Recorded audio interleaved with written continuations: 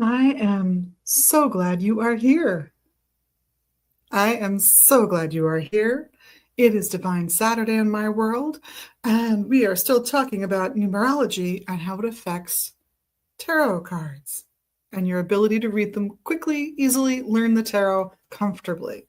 So, what is five about? Well, we did one, the start of things. Two, you're kind of waiting around. Three, you've completed something, just the beginning of something, the first phase, and that's wonderful.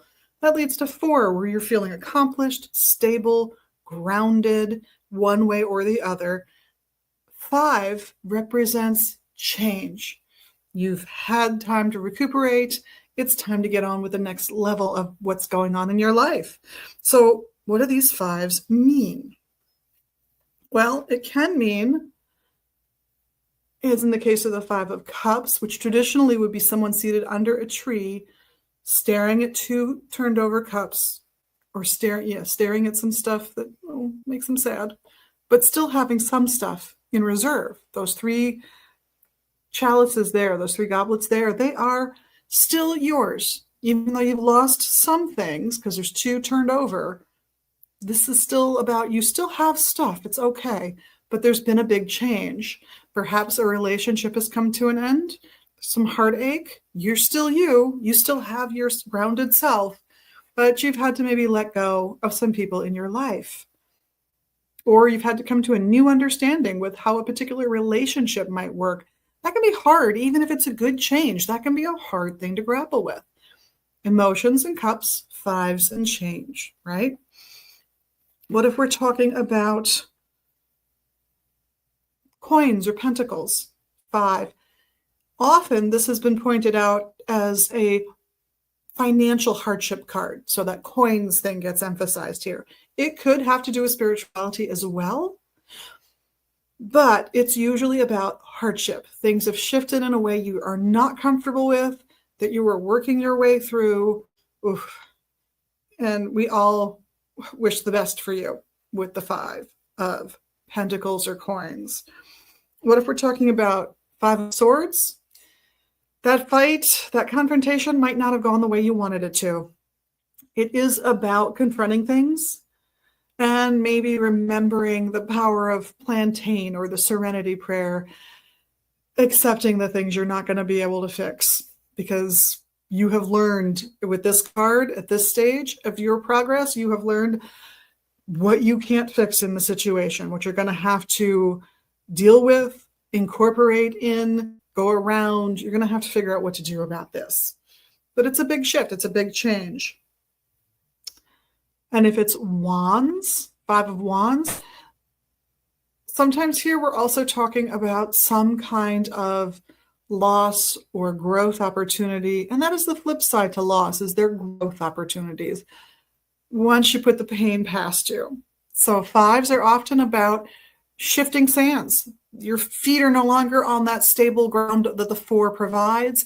Things are moving, things are shaking, and it's not always because you chose it in the case of these fives. Sometimes it's other people around you that have this influence, and you just can't fix that. That's not something you don't get to control what they think, say, or do, right? You can only control what you think, say, and do.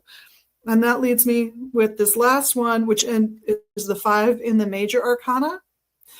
In this deck, it's called the Druid. But in most decks, it's called the Hierophant. So what's the Hierophant about? Rules. It's about understanding the rules and how they work. So things have just shifted and changed. All these fives are about some kind of pretty significant change in your life, often something that might have pluses, but also might have minuses. The Hierophant is all about figuring out how to cope with it, what your appropriate strategies are, what your successful work will be going forward. So think about, when you think about fives, think about shifting, think about change, and think about change that you don't always instigate. Think about change that might be instigated by some other person around you.